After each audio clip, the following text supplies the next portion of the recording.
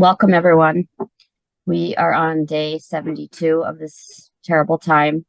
And amidst the sadness and heartbreak thus far, unfortunately, this weekend, we've learned that things can get even darker. Tragedy upon tragedy. My daughter just came home an hour ago from the funeral of her friend Alon Shimriz, one of the hostages who was tragically, heartbreakingly killed by Tzahal on Friday in case of mistaken identity. It's really all I've been able to think about upon hearing the news. So I'm really glad to be here with all of you today, so we can be together and hear uplifting words, and pray for the safety of the hostages and our soldiers, and for the safety of those Palestinians in Gaza who do not support Hamas, and upon whom Hamas's atrocities have brought untold suffering. For those of you who are new here, I'm Julie Zuckerman. Literary Modiin is an author series on Zoom and occasionally in person that connects readers and writers of Jewish fiction, memoir, and poetry. We've been holding events for the last 4.5 years, and many of the authors who have appeared at the regular series are here today. And I see Literary Modiin as a forum to build bridges through literature between those of us in Israel and those outside. So we'll hear several short readings from the different writers. After that, I'll say a prayer or two, and then we'll open it up to those of you in the audience who'd like to ask a question or make a brief comment. I'm going to introduce our first reader now. Sarah Sassoon is an Australian-born Iraqi Jewish writer, poet, and educator living in Jerusalem. She is the author of the award-winning picture book Shoham's Bangle, and This Is Not a Cholent, which is forthcoming in May 2024. So let me spotlight Sarah, and then you can take it away. Thanks, Julie. Thanks so much for including me, and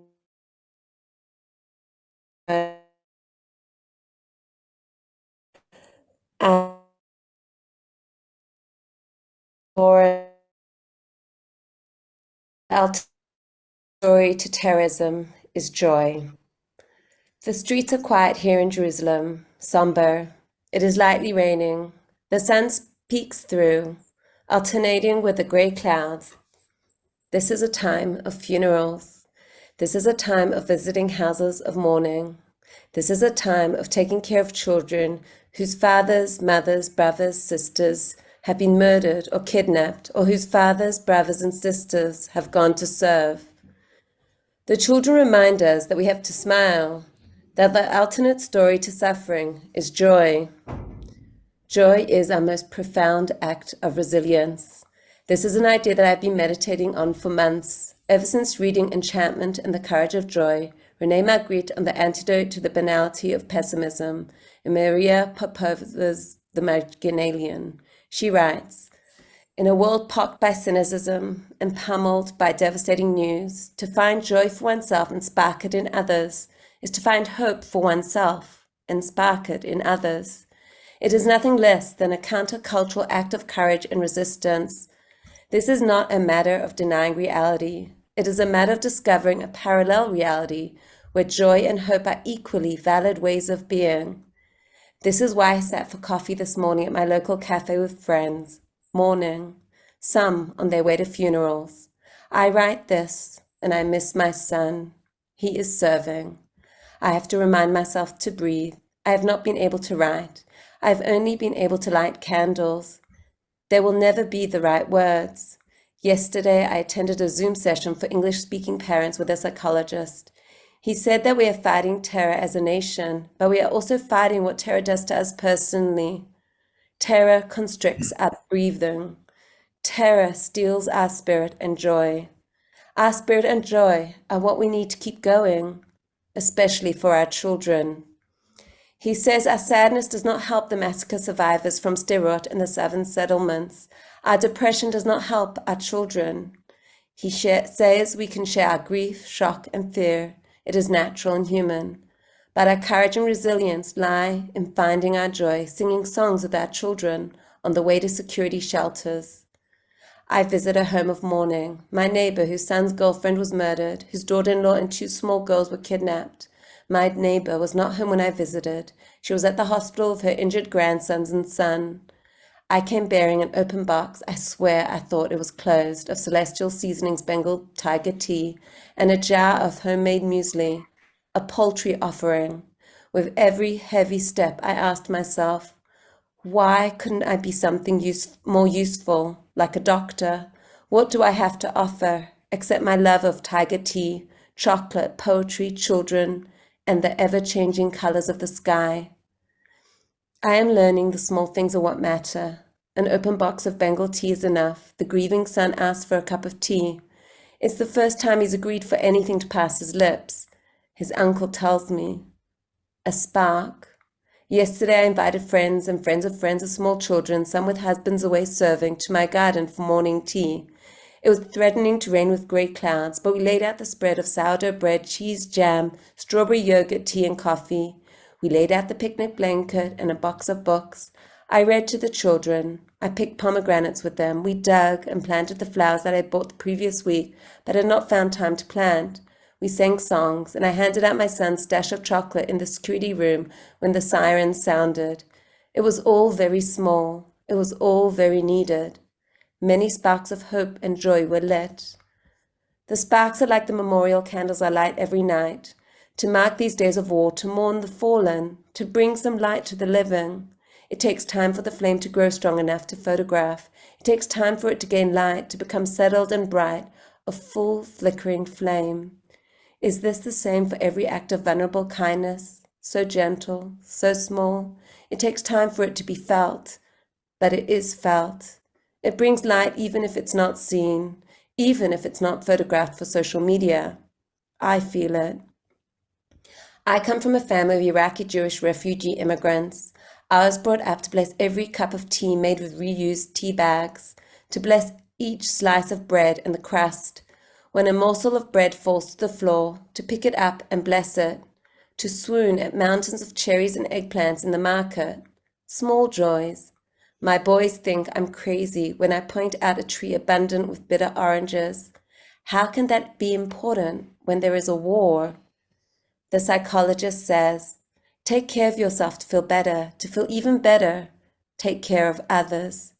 I cannot eat much besides coffee and chocolate. I cannot be still. When I am still, I feel lost. I busy myself feeding my family 3 meals a day. Feeding others makes me feel fuller, less lost. I keep asking everyone, how are you managing? Are you okay? I ask an older Arab woman at the fuel station. She replies that nothing is okay. She wants to return to peace like it was before. Why can't they leave us in peace? She asks. I realize that we are all in this together, across all social, political, cultural divides. We all need to care for each other. It helps to forget myself. It helps to not look in the mirror and see the war wrinkles forming between my brows. It helps to keep lighting candles every night and pray in the name of Ezra the scribe, in the name of my grandmother, in the name of all those murdered and kidnapped, all those fighting together, Jews, Druze, Bedouins, and Arabs, for peace. Renee Magritte writes, life is wasted when we make it more terrifying, precisely because it is so easy to do so. Creating enchantment is an effective means of counteracting this depressing, banal habit. My Iraqi Jewish grandmother used to light many candles. She insisted on joy, commanded me to be happy.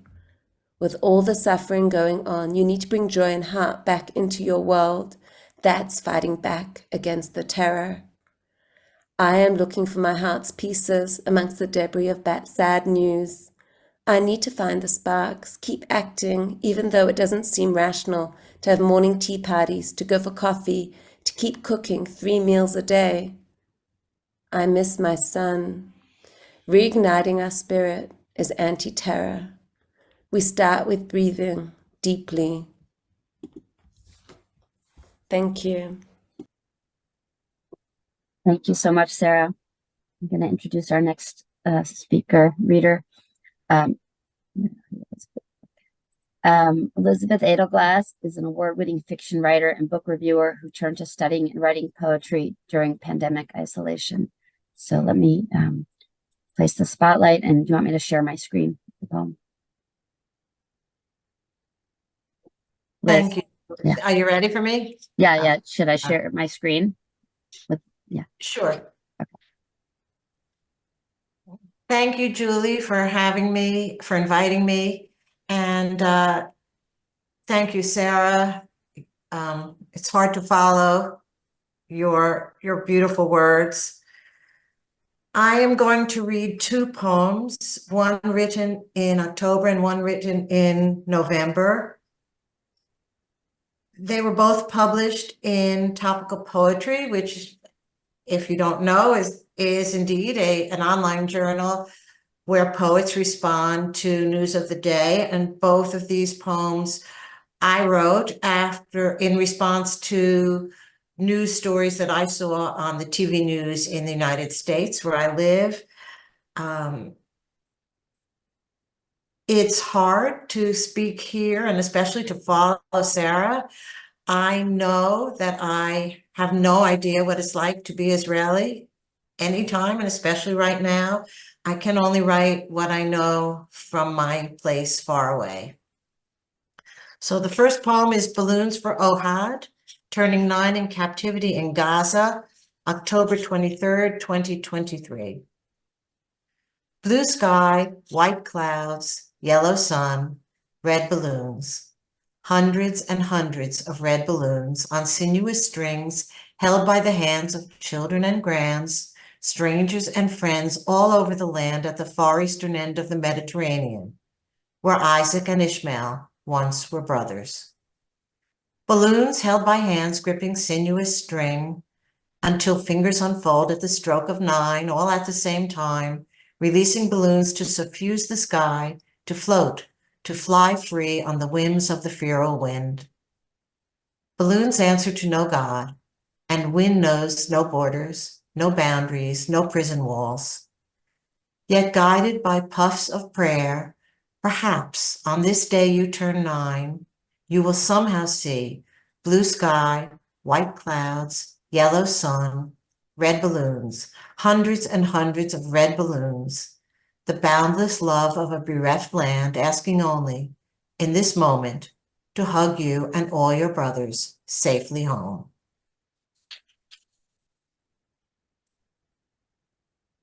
The second poem, Insoluble, was written a month later, more than a month later. Blue sky, white clouds, yellow sun, green flowers, orange flames, red balloons. My Rubik's Cube sat unsolved for 40 years until my grandson, whose name means heart, held it in his hands on Thanksgiving Day while I was in the kitchen cooking turkey and scrolling silently for news of faraway hostages whose release was delayed another day. Scrolling silently, as if my grandson, whose name means lion, was unaware, his ears too young to hear, his heart too tender to bear, even though I know he knows the news that has suffused the air, sucked our breath for 50 days. Last month, I planned the pies and pomegranates and potatoes and wrote a poem about red balloons for a boy who turned 9 in some Mideast tunnel. We prayed turned 9, perhaps allowed to see blue sky, white clouds, yellow sun, red balloons set aloft from his homeland to mark his birthday. My lion heart is only 11. Dare we pray for hostages in front of him at our Thanksgiving table before we eat our fill? He ought to be too young to know such evil, yet I know he's not, every year learning to hide under his desk or in the classroom closet. On Friday, I empty the dishwasher, stack the plates, sort the silver, tiny kitchen TV on whisper, watching, waiting, until at last the Red Cross vans bring the first group out, and there he is, the boy who's 9. Then he's on the helicopter heading home, if home still stands, and someone hands him a Rubik's Cube, and someone captures the photo. The boy turned 9, whose name means cherished, wears glasses, as does mine. His slender fingers, so familiar, work the puzzle. His tender ears cradled in swollen muffs that promise to protect, against the engine's mighty roar. Thank you. Thank you, Liz. That was beautiful.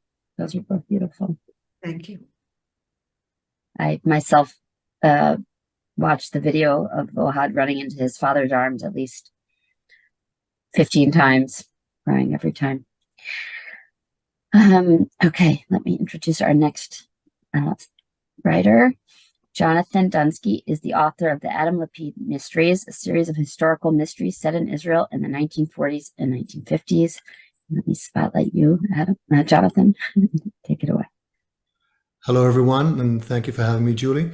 I would like to read an essay I wrote for the Jewish Book Council. I wrote it on October 10th, 3 days after the war started, and it's called A Knife Funeral, for a soldier from my hometown who died in battle on October 7th.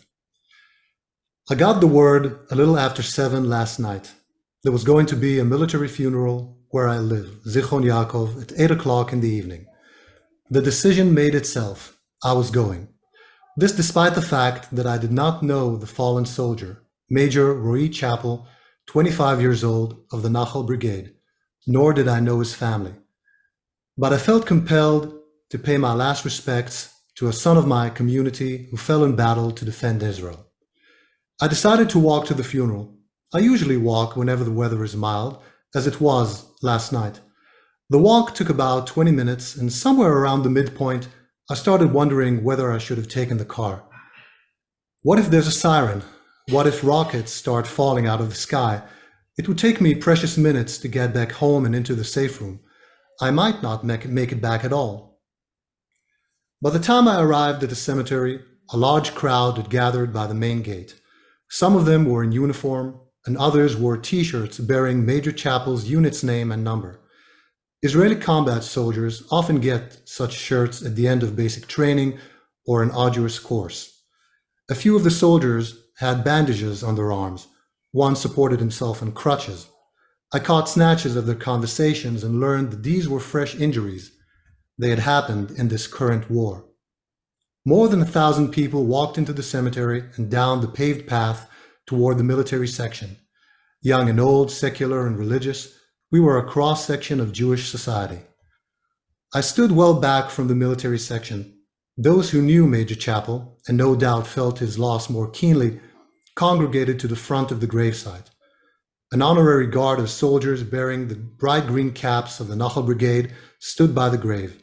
With them were officers, a military rabbi, and Major Chappell's family and close friends. Before the funeral started, the master of ceremony delivered this warning over the sound system. In case of a siren, lie flat on the ground for 10 minutes and cover your head with your arms. I scoped the area immediately around me, searching for the most secure patch of hallowed ground on which to lie. There were 2 tall headstones 3 or 4 feet behind me. In case of a rocket attack, I decided, I would stretch myself between them. They would offer me a measure of protection. These are the sort of things you think about in Israel these days. The ceremony began. Major Chappell's father said the Kaddish over his grave, and when it ended, he added that he hoped he would be the last father to say the Kaddish over his son. But no one in the crowd believed his wish could stand for long. So far, 171 soldiers have died in this war, as well as several dozen police officers and members of other security bodies. What the final awful tally will be at the end of this war, no one can say. After the Kaddish came the eulogies. We heard from Major Chappell's mother, his sister, his girlfriend, his commander, and his friends, from the army and from before it. The picture they painted was of a natural leader, a wonderful commander and a young man full of motivation and love for his country. You don't get to be a major in the Israeli infantry any other way. A recently discharged soldier who had served with Major Chappell said he was sorry he hadn't been at his side during the battle that claimed his life. Survivor's guilt, I thought, and added pain to that of grief. At some point, I found myself with tears in my eyes. I don't remember exactly when. I thought of this wonderful man who held such promise, who had brought love and joy and light into the life of so many people, and who had made the ultimate sacrifice so the Jews could live freely and securely on their land.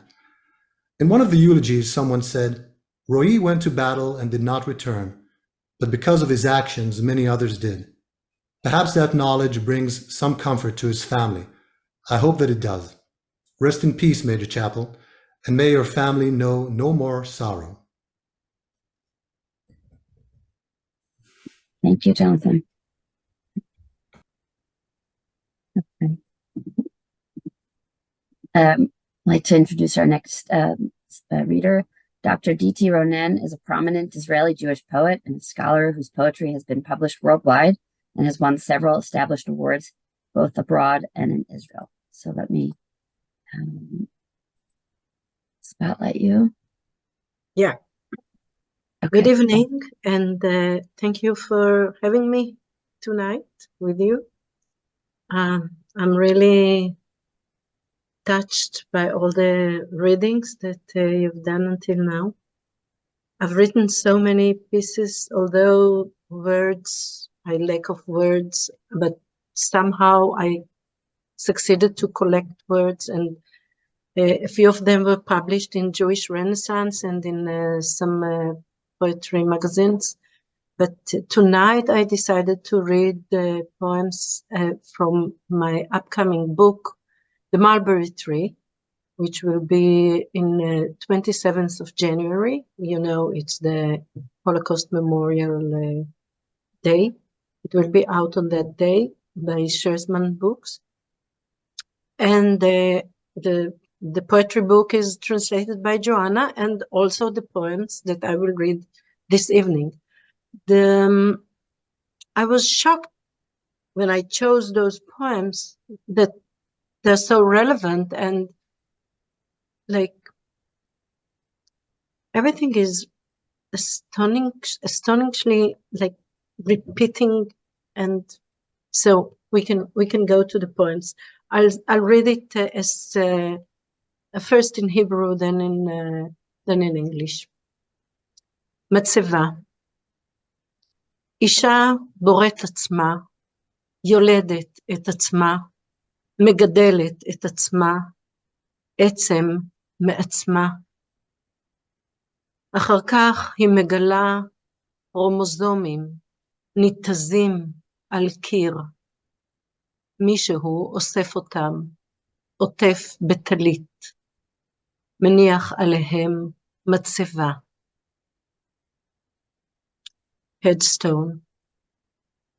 A woman conceives herself, births herself, raises herself, a bone of her own.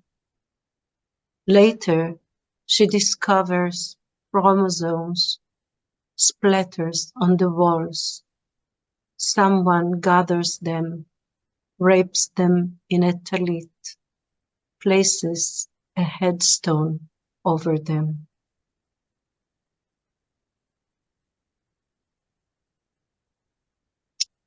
כך היו הדברים. תחילה הייתה מלחמה. אחר כך הייתה אהבה. חיים חדשים נבראו בכחול ובלבן. אנשים האמינו אחדות ותקומה. אנשים האמינו משפחה, הריון ולידה. אחר כך באה שגרה. נדמה היה לחשוב שהעולם נרגע. שיבוא שלום, שלא תהא עוד מלחמה. איש מגיע עייף, אישה מחפשת ריגוש. איש, יש כאן איזה רגע. I'll read it from my paper.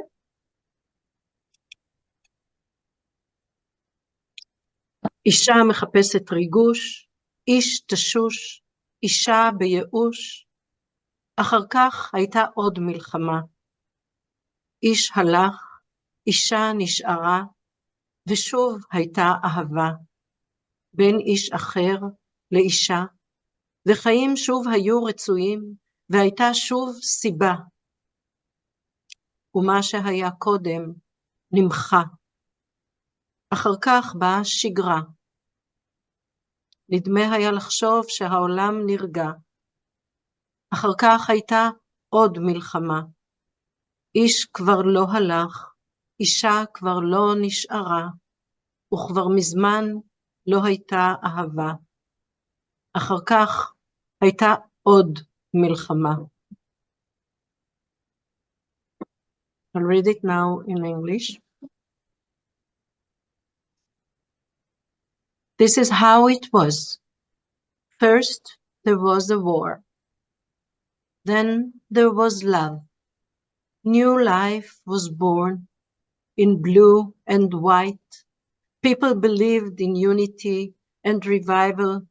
People believed in family, pregnancy, and birth. Then came routine.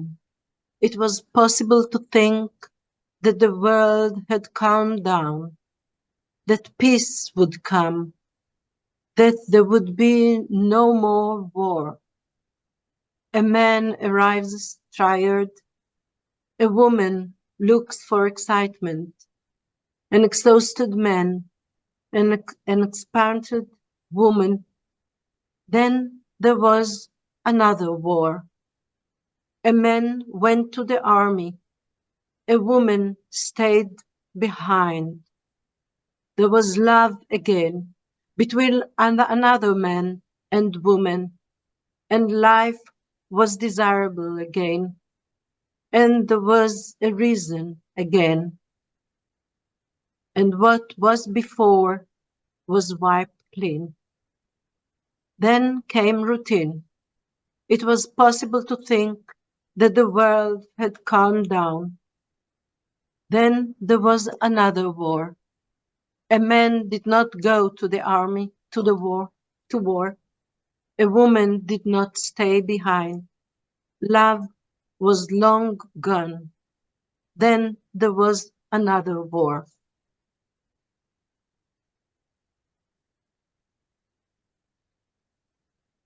Then there was a war. אני אקרא את זה בעברית קודם. אחר כך הייתה מלחמה. ומכתבים הגיעו או לא הגיעו. עמדתי בפתח וחיכיתי. זה היה החורף הארוך ביותר. זה היה החורף הקר ביותר. אחר כך לא הגיעו מכתבים. עמדתי בפתח וחיכיתי. ואתה לא חזרת. אחר כך חזרת כאילו לא חזרת. עמדתי בפתח וחיכיתי. המלחמות הללו הן סימני הפיסוק של חיי ושל מותי. Then there was a war, and letters arrived or not. I stood in the doorway and waited. It was the longest winter ever.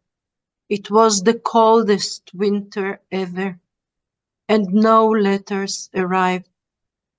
I stood in the doorway and waited, and you did not come back. Then you came back as if you had not come back. I stood in the doorway and waited. These words are the punctuation marks of my life and my death. And the last poem. הבית מוכן לקרב. הבית מתכונן לקרב. הבית מוכן לקרב. קירותיו מתרחבים ומתעבים לשמור את תושביו. הוא עולה מרבצו, לוקח נשימה, נועל הרמטית חלונותיו, ודרך חרקי ירי דורך חושיו להגן על גבולותיו. אחד אחד הוא אוסף אותנו יחד עם המים הטריים וקופסאות השימורים. הוא לא מוותר, אינו פוחד, לא מתחמק, לא שומט. איש לא ימלט, עוטה עליו שכבת פלדה, ממלמל דברי תפילה ומנשק קמעים להבטיח ישועה. אם תיפול עכשיו על הבית פצצה, הבית יגן על יושביו. איש לא ימלט. תמצאו אותנו בין שברי הריסותיו, חבוקים זה בחיקו של זה, מרוסקי איברים פנימיים, מנופצי פנים ומאוד מוגנים.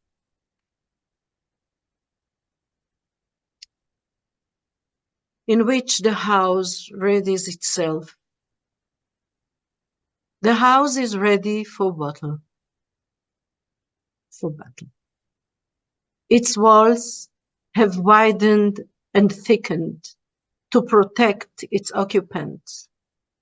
It rises from its lair, takes a breath, hermetically seals the windows, and through fictitious threnels, loads the senses to protect its borders. One by one, it gathers us up together with bottled water and canned food. It doesn't give up, isn't scared, doesn't hesitate or shirk. No one will get away. It dons a layer of steel, mumbling words of prayer, kissing amulets to ensure salvation. If a bomb falls on the house right now, the house will protect those inside it. No one will get away. You will find us among the fractured ruins, cluttering each other, our internal organs shattered, our faces pulverized, and very, very protected. Thank you very much. So much, Diti. Those were amazing. I Thank can't believe you wrote them before. Okay, I'm going to introduce our next author. Erika Dreifus writes, teaches, and advocates from New York. So let me spotlight you, Erika. And okay, shall I go? Yeah, should I put your thing up on the screen, or do you want to give a little introduction first?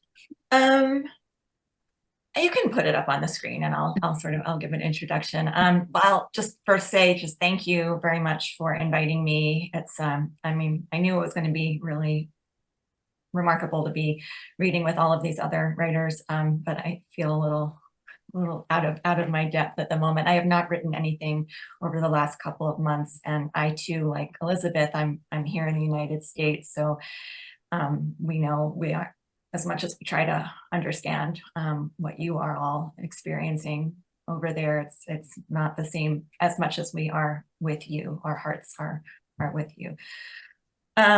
So I actually am doing something a little different than all of the previous readers. I'm going to be sharing with you a handout, and it's going to be shared also through a link in the chat. As you see, there's a lot of footnoted links and such, so you'll be able to access it during this session, and also when Julie sends out the post-session email.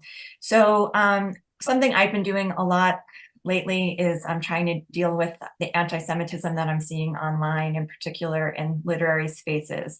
And I feel as though that's relevant because I know that a lot of Literary Modiin's audience tend to be writers, and even readers are part of literary communities. So this is a handout from an event that I did a few weeks ago for a Jewish writers conference. And actually the subject on dealing with addressing anti-Semitism in literary spaces had been proposed during the summer, because a lot of us have been dealing with this for a long time, but obviously, as with so much else, there's been so much more happening since October.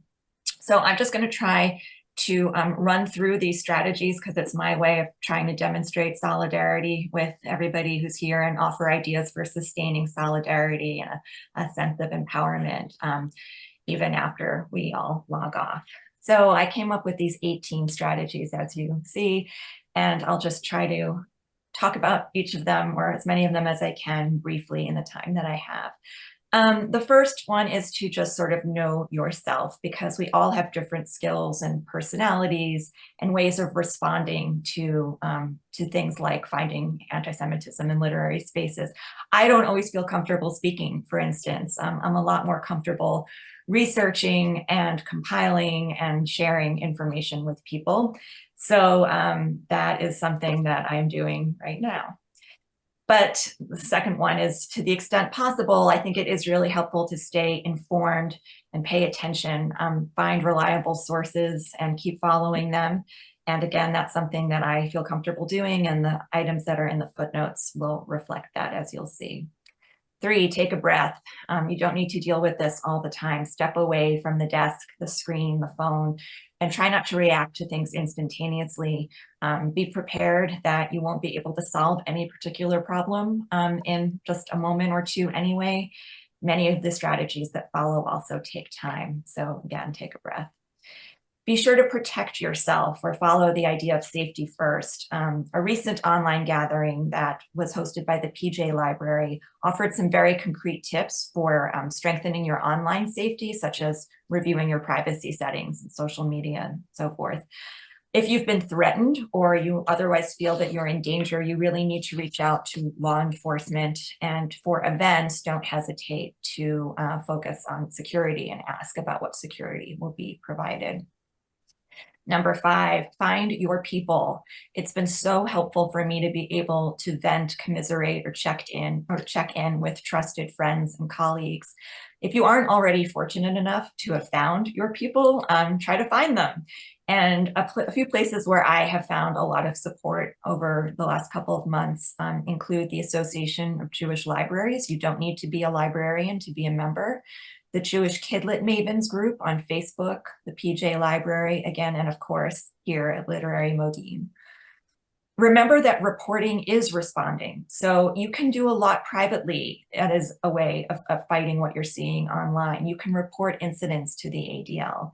You can report posts on social media. You can report media disinformation or misinformation to organizations like Canberra or Honest Reporting. Number 7 is choose your battles. I'm a big fan of what US Senator Cory Booker has said. He said it on Twitter. I bookmarked it and I go back to it frequently. You don't have to attend every argument you're invited to. And remember, he didn't say this, I'm saying this, don't feed the trolls. Bad idea. Number 8, remember that you also don't have to craft your own message each time. You can retweet or amplify others' messages that you consider worthy of sharing. That's also a way of addressing anti-Semitism.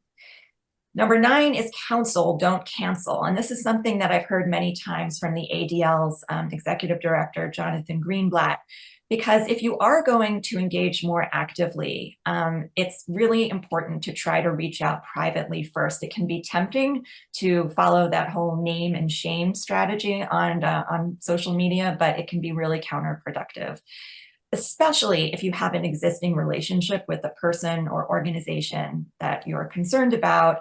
It would be much better to be reaching out privately. Start by asking if the person is aware of how their post or maybe their retweet might be construed, and explain why you're so troubled by seeing them amplify misinformation, disinformation, or anti-Semitic tropes or rhetoric. In short, don't always turn to social media as a source of first resort. Which leads into being polite. I assume everyone's polite in private exchanges, but no matter how passionately you feel or how upset you are, really try to be polite in your public comments too. Remember that the mute button is your friend. I don't know who first said that, but it's very true. And similarly, you can also always unfollow accounts that you find really upsetting.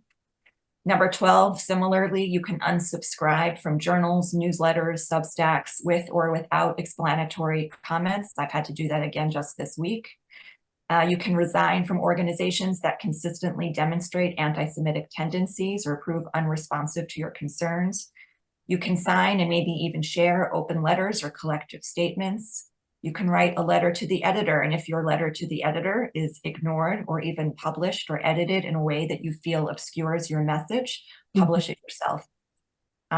Write or publish an op-ed. And then the last two things are really very positive and forward looking, and they're all about embracing your Judaism, Jewishness, and Jewish pride. For readers, especially in literary contexts, by reading more Jewish books. You don't need to be a professional reviewer. You can rate and review books on Goodreads or Amazon and try to amplify positive Jewishness out in the public space. And then for writers, incorporate your Judaism, Jewishness, and Jewish pride into your writing. And even if you don't feel equipped to do that at first, we're all learning. I've continued to learn over adult ed through Shabbatons and so forth, and have seen a lot of that material kind of make its way into my writing as I've been going along. And that is a very abbreviated attempt to try to provide a source of empowerment and sense of solidarity also for all of you today. Thank you for listening. Thank you so much, Erika. Very, very helpful, especially for those of us who weren't in your initial session. And I'll be sending out the link to this document, or can I send out the actual document? Whatever we'll talk afterwards. Tell me what. Okay. I'm going to introduce our next reader, poet, essayist, translator, and Fulbright scholar Rachel Neve-Midbar is the author of Salam of Birds, Tavot Bach 2020, a book about Israel-Palestine in a time of war. So I'm going to, there you are, place the spotlight. Hi, everybody. Thank you. I'm here in Usfia in Israel. It's a mixed village. It's a Druze village, but there are Muslims, Christians, Jews, and Druze all living together in peace, which is, for me, very important. I've been in Israel since 1983, and listening to Diti's poetry, the war, and then the war, and then the war, and then the war, and then the baby. I mean, I have a baby who is just turned 34 years old, who is a Gulf War, right after the Gulf War, we made a baby, and he's serving now in Gaza. So God bless him. we very much are living this. When I was thinking about what to bring tonight, I thought about my book, which is really centered in being a woman in Israel during the war in 2014.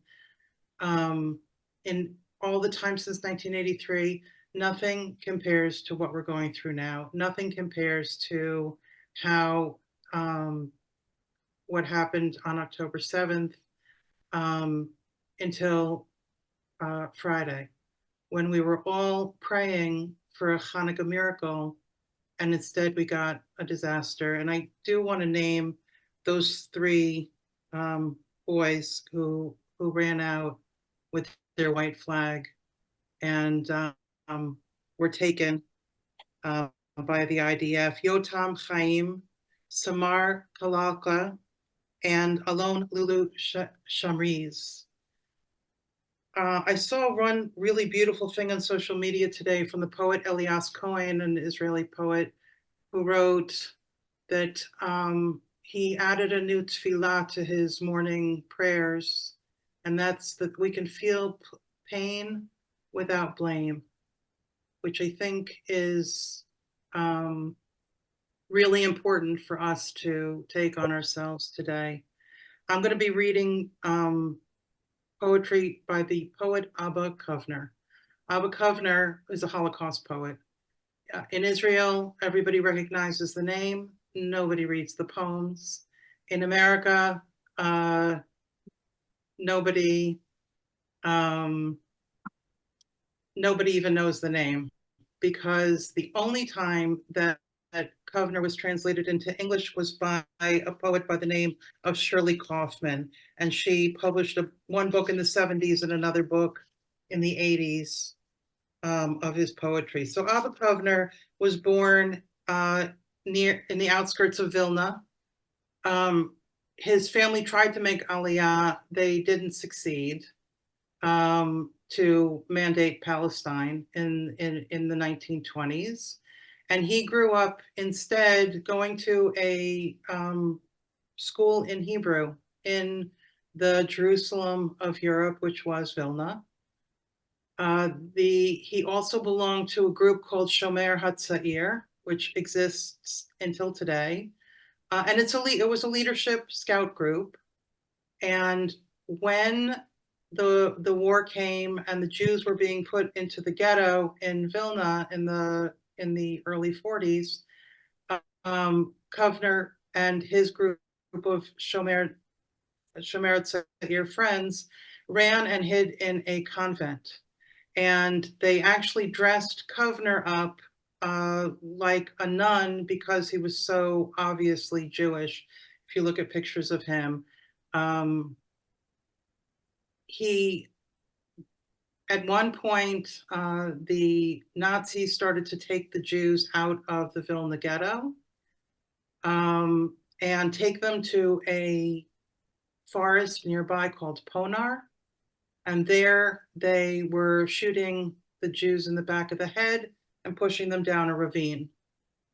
And one girl, a young teenager, about 14 years old, was there with her mother. Her mother was shot and fell and died. She was holding her mother's hand, and she fell into the ravine without being shot. She climbed out. She made her way back to this convent where Kovner was, and she told what she had seen in Ponar. And Kovner then and all of his friends left the safety of the convent. They went and had to go underground, which meant that they didn't have ration cards or any places to live. They had nothing. They were, underground in the Vilna ghetto. And they lived that way, collecting weapons and planning an uprising. The uprising in the end was unsuccessful. Kovner had to say goodbye to his mother as he left the ghetto. He had to walk 3 days through the sewers of Vilna, and he came out into the forest where he was a partisan for the rest of the war and fought next to the Russians. He was part of the Jewish partisans. And after the war was over, he brought back a childhood occupation that he loved, which was writing poetry. And the poems that I'm going to read tonight were written in Europe and in Mandate Palestine.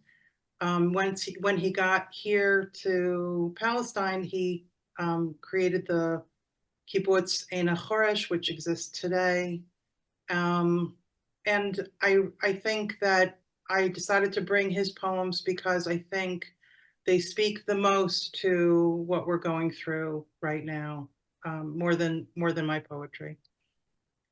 So first, this poem, which is called Kol Nidre, All My Vows. It's possible to love your enemies, to love them precisely, innocently, and with a whole heart.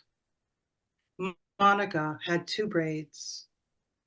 In my imagination, one is as chestnut as a chestnut, and the second threaded with silver strands. But you all already know how she cried for me, endlessly. And I only asked for a single cilium, an eyelash to cull in the morning, that morning when you smiled. God doesn't have braids like Monica's, but our missiles really, really resemble the pieces of stone I used to shatter my neighbor's windshields. Is it worth it once to harm even the eyebrow of a child? Be damned. Even your love is cursed. If you could just shatter that single window and open the wide and sky sight through which my dead observe my life. In a blue mist. In the blue mist of an abandoned night highway, between the beauty of the Givat Chaim mountains, suffused into a single silhouette against the night sky, and suddenly from the right burst a howl, so close, like something cut with the light touch of a knife, or the animal within us brought to her knees in birth. I'm afraid they will never leave me, these involuntary tremors, the haunting voices that ambush me in every language, even in silence. Despite all the ways humans are strange, mammals who rise out of my body with a wail, suddenly a slit in the mist from the hit of your headlights, making you so clear and cold that a cry rises from within, heard by both the living and those resurrected from the camps, and now too in the grind of every day in Mountain Stone. So this last poem doesn't have a title. And if you look at the Hebrew version, you can see a face. There are motifs that come up in every single one of Kovner's poems. One of them is his saying goodbye to his mother, which he really, I don't think, ever got over. Another is the sewers. He has a poem about taking a shower on kibbutz, when out of the hole in the bottom of the shower start coming the voices of those he left behind. I don't think that, I think that you can see in these poems how the trauma stays in the body and in the mind of the poet long after it's finished. But here, I just wanted to show you the Hebrew version so you could see that there is the ghost of his mother's face in this poem. I made myself a poem on a bit of newsprint, standing in a railway car going somewhere, to blue Vienna or maybe Warsaw, with no idea how I angered everyone. The shape of a sparrow as I opened the window and released him into the wind, using my cursed hand, my forearm a fishing rod, and with faith, because I never asked to fish for anything, only to examine closely from the tracks, the notices nailed into this guilty ground, those vital messages that lengthen like pillowcases on the line, and the softest quilt spread in the May sunshine, down, escaping and floating up like butterflies, white and not from here. One removed from the water, one and one, still warm. I offered everything I owned in that blue rail car. I pulled the curtain over the wall of my face to sleep. Go out this last night, Mommy. Lay me down once more to dream. Thank you. Thank you, Julie, and to everyone. It's wonderful to read. Thank you, Rachel. It was beautiful. Really, really was beautiful. I'm back because I've been deputized with the honor of introducing our final speaker. Julie Zuckerman is the author of the Book of Jeremiah, a novel and stories, and the founder and host of the literary Modiin monthly author series. Julie. Thank you. I had a little bit of a cold, so I'll take a sip of my tea, my lukewarm tea. I'm going to read an essay called Under One Sky that I actually wrote last year in September 2022, but it feels relevant. And on October 12th this year, 5 days into the war, I got an email saying that the essay won first prize in the Creators of Justice Literary Awards. So here goes. Every day.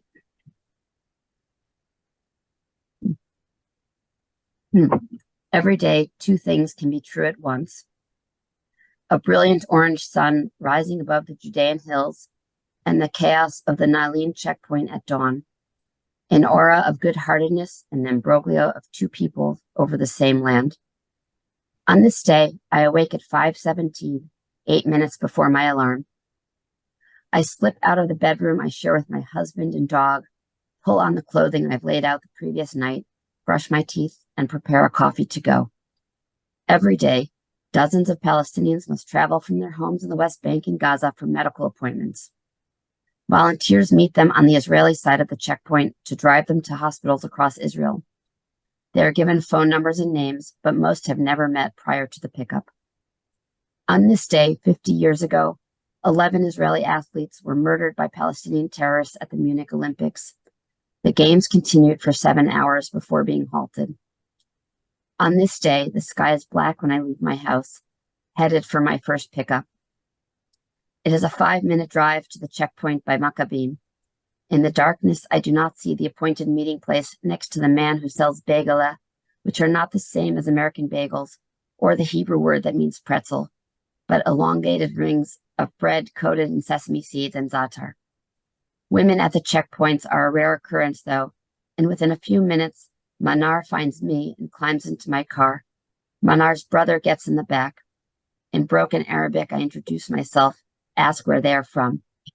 You speak Arabic, she asks. Shwaya, shwaya, I say. Not really. The Arabic I learned in graduate school is rusty from 28 years of non-use. Every day, thousands of Palestinian laborers flood across major checkpoints like Naline on foot. Awaiting them are hundreds of white minivans, taxis, and private cars that ferry them to day jobs, mostly in construction. Men and teenage boys carry small black plastic bags with their lunches. Border police on bullhorns try to keep order, barking at men who are sitting in the wrong place or vehicles that have stopped illegally. There is no place to park. On this day, it is getting light by the time I arrive at Naline, driving slowly on the lookout for my 2 additional passengers. Finding the right people and getting them in the car as quickly as possible is the goal. Every minute fraught. I do not spot any likely candidates and quickly phone the contact number I've been given, which rouses a man from slumber. No, he says, his daughter is not scheduled for a hospital visit today. A back and forth with the volunteer coordinator ensues, but even if I can find the 19-year-old boy I meant to take, I cannot move. My tiny white car is wedged between trucks and minivans, a police car, and men streaming around the vehicles. Total logjam. Several calls later, the coordinator confirms that my passengers are indeed at the checkpoint somewhere. A minivan driver gets out of his vehicle and directs traffic, banging his fist on the back of another man, telling the driver to stay put or move forward so as not to hit anyone. Only with his help do I extract my car from the morass. Manar's brother finally spots our other passengers, but again, a difficulty, nowhere to pull over. He leaps out of my slow-moving car and trots across the traffic circle. All the while, taxis honk, the police continue shouting on their bullhorns, and the torrent of workers does not stop. My hands grip the steering wheel tightly, and after many long minutes, Manar's brother arrives back with the boy and his sister. Every day, the sun rises in the east, but I do not spot it in my rearview mirror until I'm on the main highway. On this day, my driving is one tiny act against the backdrop of a century-long conflict. I am taking my passengers on one leg of their journey. Another volunteer will take them all the way to Haifa. I drive carefully, slowly, the car silent, save the music Manar plays from her phone.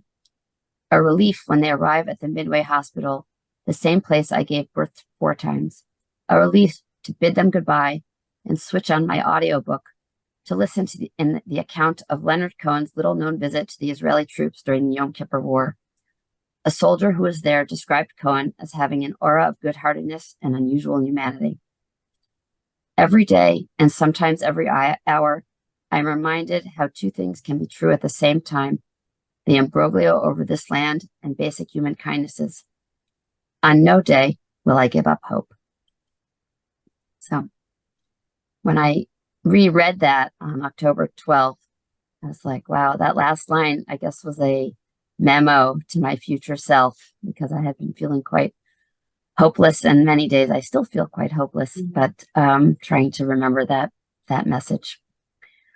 Wow, it's quite late and we're getting a bit out of time, but there's a few more things I want to do before I open it up. I hope you'll all stay with us for a few more minutes. What I've been doing at the other previous sessions is reading a few prayers for the captives and for the IDF and for the state of Israel. If you are not the praying type, feel free to turn down your volume or mute me and write down some of your own thoughts. But if not, stay with us. I feel like Glass. Okay. Prayer for the captives. This is a different version that I heard recently and I wanted to bring. Was written by Rabbi Shlomo Gordon a long time ago. Mishaberach Avotenu Avraham Yitzchak Yaakov Moshe Aaron David Ushlomo Hu Yivarech V'Yishmor V'Yatzil Et Banenu V'Vitenu HaYikarim Chayalei Tzva Hagana Yisrael Ushar HaLochamim VaLochamot Leman Bitachon Ha'am VaHaaretz VeEzrachim Zkenim Utzeirim Nashim Gvarim V'Taf Hanimtzarim B'Tzara U'Mitzuka Nitunim Shisa Sakana B'Shevi HaKadosh Baruch Hu Yimalei Rachamim Aleihem L'Kayamim U'Lechazakam U'Lechayot Rucham V'Tikvatam L'Atzil Mimizger Nafsham L'Otzi'am Mitzara U'Lerevacha Mishavud U'Gula U'Lapitzuim Shebahem Yishlach Adonai Refuah Shlema Min HaShamayim Refuat HaNefesh Refuat HaGuf Yizku Kulam Lashuv B'mihira L'Beitam U'Artzam Bri'im U'Shleimim L'Chaim U'Shalom Yikayim Bahem Divrei HaKatuv L'Chavosh L'Nishperei Lev L'Kol L'Shvuim Dor L'Nomar Amen. I added, of course, the Lochamot V'Chayalot. That wasn't in the original version. Okay. Mishaberach Latzal Mishaberach Avotenu Avraham Yitzchak V'Yaakov V'Yivarech Et Chayalei Tzva Hagana Yisrael V'Omdim Al Mishmar Tzenu V'Arei Eloheinu מגבול הלבנון ועד מדבר מצרים ומן הים הגדול עד לבוא הערבה ביבשה באוויר ובים. ייתן אדוני את אויבינו הקמים עלינו נגעפים לפניהם. הקדוש ברוך הוא ישמור ויציל את חיילינו מכל צרה וצוקה, מכל נגע ומחלה, וישלח ברכה והצלחה בכל מעשה ידיהם. ידבר שונאינו תחתיהם ויעטרם בכתר ישועה ויעטרת ניצחון. יקוים בהם הכתוב כי אדוני אלוהיכם ההולך עמכם להילחם לכם עם אויביכם להושיע אתכם ונאמר Amen. And lastly, prayer for the state of Israel. Avinu Shabashamayim Tzur Yisrael B'Goalo V'Arech et Medinat Yisrael Reshit Tzmichat Gulatenu Hagen Aleha B'Efrat Chatzdecha Ufros Alea Sukat Shlomecha Ushlach Orcha Ve'emitcha L'Rashea Sarea V'Yotzeha V'Taknem Be'etzat Torah Milfanecha חזק את ידי מגיני ארץ קודשנו והנחילם אלוהינו ישועה בעטרת ניצחון תיאטרם ונתת שלום בארץ ושמחת עולם ליושביה ואת אחינו כל בית ישראל קודנה וכל ארצות פזוריהם ותוליכם מהרה קוממיות לציון עירך ולירושלים משכן שמך ככתוב בתורת משה עבדך אם יהיה נדחך בקצה השמיים משם יקבצך אדוני אלוהיך ומשם ייקחך והביאך אדוני אלוהיך אל הארץ אשר ירשו אבותיך וירשת והציבך והרבך מאבותיך. ויחד לבבנו לאהבה וליראה את שמך ולשמור את כל דברי תורתך ושלח לנו מהרה בן דוד משיח צדקך לפדות מחקקי ישועתך והופע והדר גאון עוזך על כל יושבי תבל ארצך ויאמר כל אשר נשמע באפו אדוני אלוהי ישראל מלך ומלכותו בכל משלה, amen, Selah. Amen. Amen, amen. Okay. So I'm going to send, because we're short on time, I have other links that I'll send to you tomorrow in the in the email. But I'm going to stop sharing my screen now and see if people want to have any comments. I wasn't really looking at the chat. Or you can, I'm going to take myself off of this, where is it? Out of the, let's see if this works. Okay. If anyone has something they want to say, either please put it in the chat or raise your hand and I'll be looking for your hand gestures. Yeah, the recording, I have to like upload it to YouTube. It takes a few hours and all that, but by tomorrow I'll send it around to everyone. Okay. Sharon and Marty raised their hand. Where are you? I have to find you.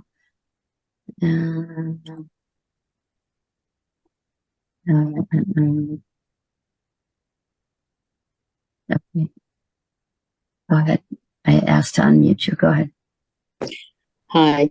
I just want to thank you and all of you for inviting us, for inviting readers to join you in this, and especially Jonathan Dunsky, whose Facebook page was where I saw a post about this. And I'm here in the U.S. It's beyond meaningful to hear from everybody. This has been such an amazing, unprecedented time. I know those words just keep going and going, but it's good to hear people sharing and to share feelings and concerns, the pain, the joy, the courage. I mean, everything that's been shared is very meaningful to me anyway. And I want to thank you for that, for inviting us. Thank you.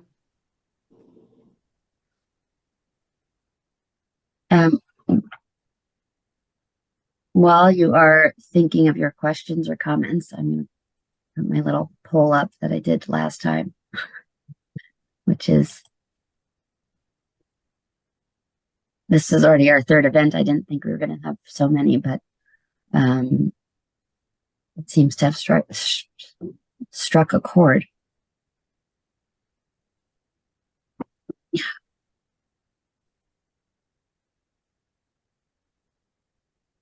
So you can answer no if you feel no.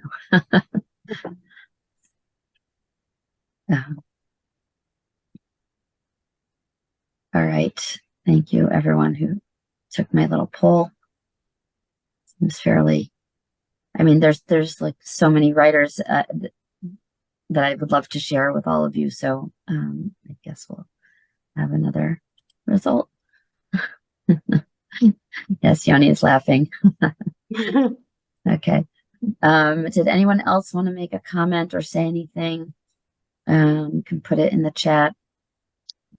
I think I haven't mentioned that the poems were translated by Joanna Hen. So I might have forgotten it. So I just want to mention it. Yeah, it was on. They were on the screen when I was sharing. But that's okay. But I haven't said it. But, yes, and I want to thank. Yeah, I want to thank Joanna, who couldn't be here tonight, unfortunately. But it is thanks to her that we are all here, because she's the one who gave me the idea originally to have these solidarity evenings. We were supposed to have a different regular literary Modiin event on October 15th, I think, and instead we postponed that one, which we did just have a few weeks ago, which was wonderful. And it was Joanna's idea to have this kind of event. So and I also feel that there's a need for people to gather, because we don't really have now lots of opportunities to gather and to discuss the situation, to talk about compassion, yes, and to talk about our feelings. It's good. Thank you very much. Yes, thank you, Julie. It's wonderful to be able to gather this way. I was at all three of them, and it's very important. As long as this terrible time continues, to have access to this. And I just want to thank you for the work that you put into it. And we're very, very appreciative of you creating this space for us. Thank you. Yes, I well would said. like to say something to Erika and Elizabeth and to the rest of the audience who is not in Israel. You say that you don't know how we feel. I feel that we don't know how you feel, because watching, for instance, the congressional hearing where those three presidents of Ivy League colleges could not answer a simple question about whether calling for the genocide of Jews would be against the code of conduct of their institution, I imagine was more scary for you than it was for us. It felt quite outlandish to see to see them with those sneers on their faces as they can't answer a simple question that a 10-year-old would be expected to answer without any difficulty.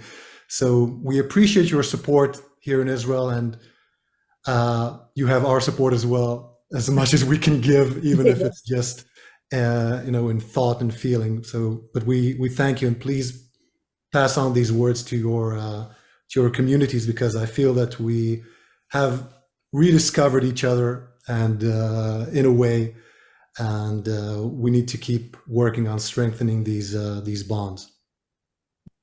Thanks.